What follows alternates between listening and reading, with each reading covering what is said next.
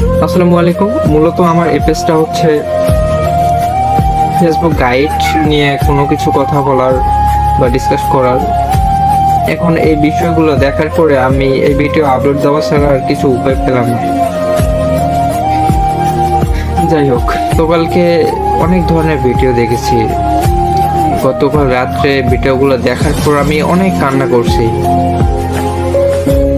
যে ভাই আপনারা ছাত্রলীগ করেন, এটা ঠিক আছে ভাই। আমরা সাধারণ ছাত্র, আমরা সাধারণ শিক্ষার্থী, আমাদের উপর কেন আপনারা অত্যাচার করবেন? প্রধানমন্ত্রী যদি আমাদেরকে রাজাকার বলে ভাই, তাহলে আপনারা কেন ভাই ছাত্রলীগ কেন সাধারণ শিক্ষার্থীদের উপর অত্যাচার করবে? এখানে কত জনের প্রাণহানি হচ্ছে, কত আহত নিহত হয়েছে। এসব দেখার পর আমি কাল সারা রাত কান্না করছি।